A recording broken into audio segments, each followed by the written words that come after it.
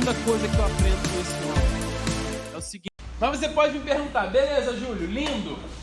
Você está falando aí que a Bíblia é o que ela é revelação de Deus, que ela é extraordinária, que ela é linda, que ela é maravilhosa. Mas quem é que me prova que a Bíblia é isso tudo mesmo? Como é que eu não vou saber que a Bíblia foi inventada aí por uma galera super cabeçuda, super inteligente, e eles criaram esse tal de Jesus? E como é que eu vou saber? Bom, no tópico 2 da sua revista está escrito evidências da autenticidade da Bíblia. A Bíblia traz algumas evidências que provam que ela é a palavra de Deus. Olha que maravilhoso. Além de se revelar, Deus ainda garantiu que existissem algumas provas irrefutáveis da autenticidade da Bíblia.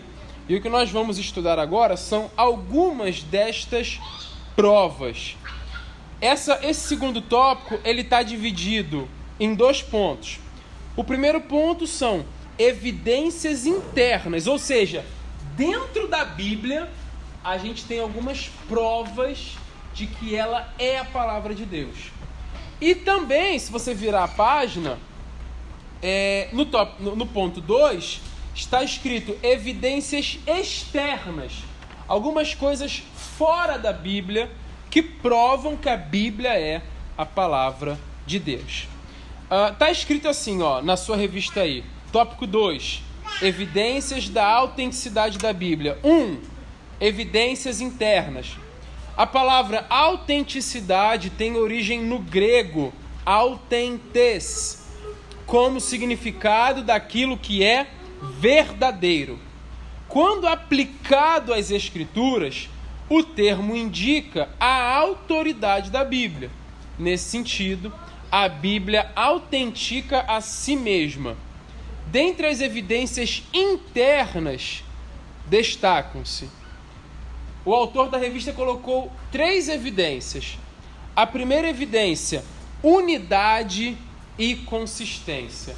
O que quer dizer, pessoal, unidade e consistência? Se você der uma lida no parágrafo, eu vou tentar resumir ele numa linguagem mais mastigada. Meu amigo, a Bíblia começou a ser escrita lá nos dias de Moisés. Muito tempo atrás.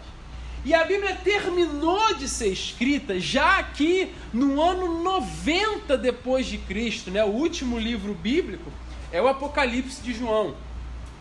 E ao longo desse tempo, nós tivemos diversos autores da Bíblia. Moisés, a gente teve Davi, a gente teve Josué, a gente teve Samuel, a gente teve Neemias, a gente teve Esdras, a gente teve tanta gente escrevendo a Bíblia, Salomão. No Novo Testamento a gente teve Mateus, Marcos, Lucas, João, a gente teve Paulo, a gente teve Pedro. Cara, a gente teve tanta gente diferente escrevendo a Bíblia. Teve rico, teve pobre, homens letrados, como por exemplo Paulo, que era um estudioso. Nós tivemos homens truculentos, como por exemplo Pedro. Nós tínhamos homens como Daniel, que viviam no palácio. Nós tínhamos homens como Josué, que era homem de guerra. A gente tinha Samuel, que era sacerdote, profeta. A gente teve Jeremias, que era chorão. A gente teve tanta gente diferente, em tantos momentos diferentes, em línguas diferentes, porque o Antigo Testamento está em hebraico e o Novo Testamento está em grego. E ainda assim, todos os livros da Bíblia falam sobre o mesmo assunto. Todos os livros da Bíblia apontam para o mesmo lugar. E mais lindo, alguns desses livros ainda se complementam. Existem perguntas do Antigo Testamento que são respondidas no Novo Testamento. Existem coisas que acontecem no Novo que já estavam sendo profetizadas no Antigo. Cara, existem A Bíblia tinha tudo para ser um livro sem pé nem cabeça, mas ela acabou sendo o livro mais coeso, mais coerente, mais unificado da história. Como é que eu explico isso? Isso é uma evidência interna de que a Bíblia é a palavra de Deus. Nos dias de hoje, se tu colocar 2 caras para escrever o mesmo livro, eles vão bater cabeça. Se você colocar 2 amigos para escrever sobre um assunto, eles vão bater cabeça. Como é que você me explica um livro desse que atravessou séculos preservar uma unidade e uma consistência? Não tem explicação. A única explicação é que a Bíblia é a palavra de Deus. A segunda evidência é a ação do Espírito Santo. E para nós que somos pentecostais, isso pode parecer um pouco mais fácil de se entender, né? Porque eu acredito que, se não todos, a maioria de nós que estamos aqui já tivemos aquela experiência gostosa, deleitosa, de ler a palavra de Deus e sentir a presença do autor. Ler a Bíblia e sentir o autor da Bíblia junto da gente. Ler a palavra e sentir o nosso coração queimando, falta de ar, vontade de chorar, quem fala em línguas estranhas, vontade de falar em outras línguas. Então a outra evidência é a experiência pessoal do leitor da Bíblia. O leitor da Bíblia, ele crê que a Bíblia é a palavra de Deus, porque ele vai falar assim, cara, eu sinto que ela é a palavra de Deus. Não, mas ela não é, mas eu sinto que ela é. Tem alguma coisa dentro de mim que fala que ela é a palavra de Deus. Essa experiência pessoal, na revista de vocês fala sobre os 2 discípulos a caminho de Emaús. Lembra que eles falaram, o seu coração estava ardendo pelo caminho? O meu estava, o teu também o nosso coração não estava ardendo. Então, essa experiência pessoal interna é uma das provas de que a Bíblia é a palavra de Deus. E a última prova interna são as profecias de eventos futuros que a Bíblia traz. E esses eventos aconteceram assim, tintim por tintim, da forma como a Bíblia previu que eles iriam acontecer. Eu trouxe um livro aqui que fala sobre bibliologia também, e o autor, ele fala muitas coisas parecidas com a revista. Ele dá um exemplo para a gente. Ezequiel, capítulo 26, do verso 3 ao 16. Ezequiel, capítulo 26, do verso 3 ao 16. Nesses versos de Ezequiel, estão profetizados 7 acontecimentos. Presta atenção. Sobre a cidade de Tiro, né? Ela seria conquistada por Nabucodonosor. Outras nações ajudariam a conquistá-la. Tiro tornaria-se plana como uma rocha. A cidade se transformaria em um lugar que os pescadores lançavam suas redes. 5. As pedras e as madeiras de Tiro seriam lançadas na água. 6. Outras cidades temeriam por causa da queda de Tiro. E 7. A cidade de Tiro jamais seria reconstruída. Essa profecia de Ezequiel se cumpriu tintim por tintim. Tudo aquilo que Deus falou que ia acontecer com essa cidade aconteceu cabalmente. Nada do que está profetizado na Bíblia que iria acontecer deixou de acontecer. Todas as profecias bíblicas se cumpriram. Toda vírgula, todo ponto, todo tio, tudo que Deus disse que ia acontecer, aconteceu. Como provar isso?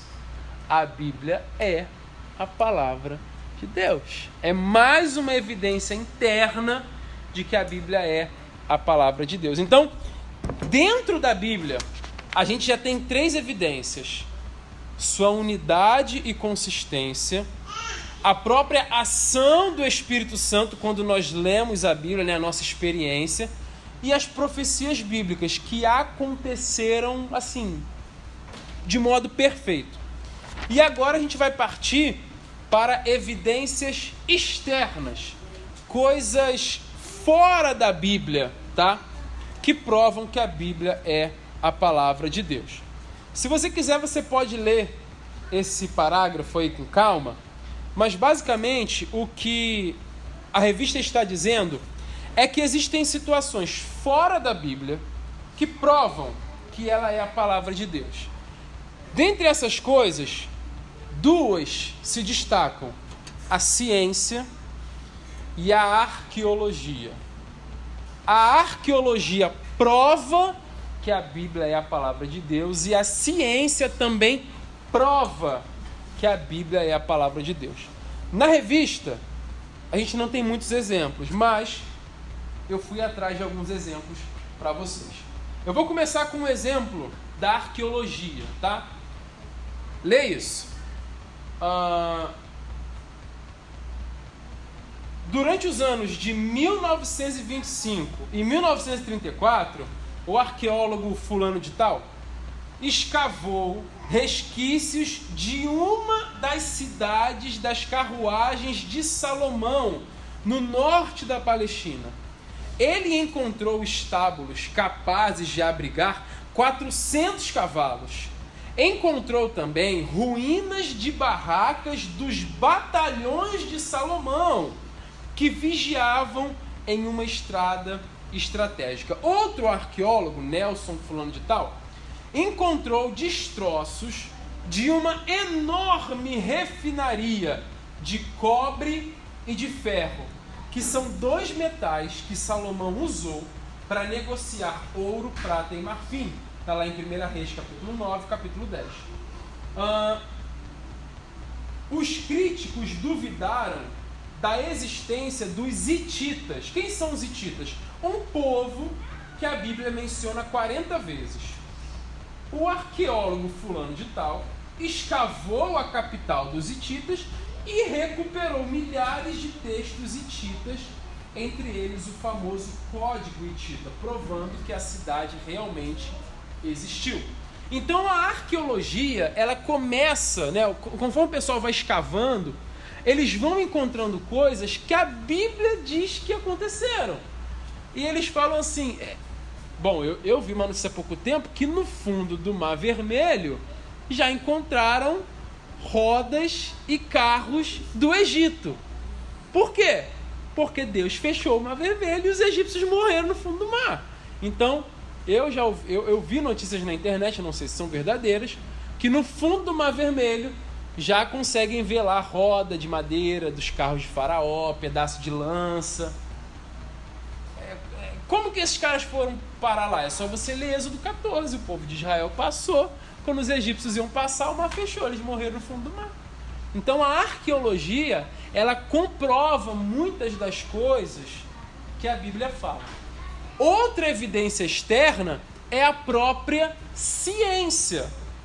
Ele traz uns exemplos aqui, mas, cara, tem um exemplo muito bom sobre isso. Durante a Idade Média, você talvez já ouviu falar disso, muitas pessoas acreditavam que a Terra era plana, né? Que se você navegasse até o final do mar, você ia cair no inferno. Muita gente na Europa lá achava que a Terra ela era plana. E aí, aqueles astrônomos, né? Galileu Galilei, Nicolau Copérnico, começaram a observar o espaço e descobriram que a Terra não era plana, que na verdade a Terra era redonda, ou melhor dizendo, oval, né? Achatada nos polos. A Terra não é redondinha, ela é achatada nos polos, mas a Terra é redonda, vamos colocar assim.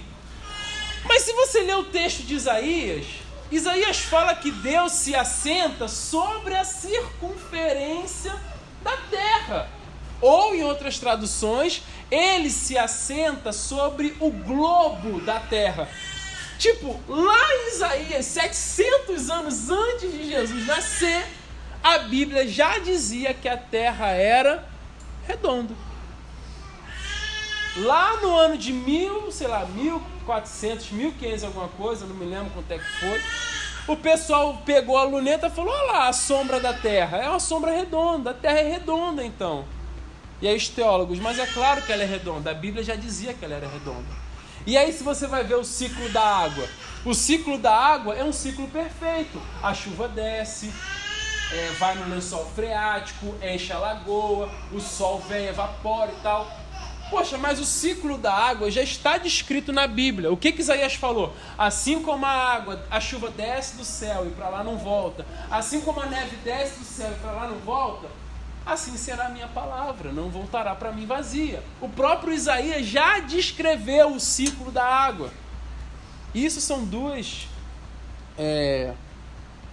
exemplos bobos. Se a gente procurar a composição, já falaram que na composição orgânica do homem tem elementos do barro, porque Deus criou o homem do barro lá em Gênesis. Já falaram um monte de coisa. Se você procurar, existem um monte de evidências fora da Bíblia que provam as informações que estão dentro da Bíblia. E as maiores ferramentas externas são, como eu falei, a própria ciência e também a arqueologia. Conforme o povo vai escavando e vai encontrando as ruínas aí, eles vão comprovando que a história bíblica ela é verdadeira, tá bom? E assim a gente termina esse segundo tópico.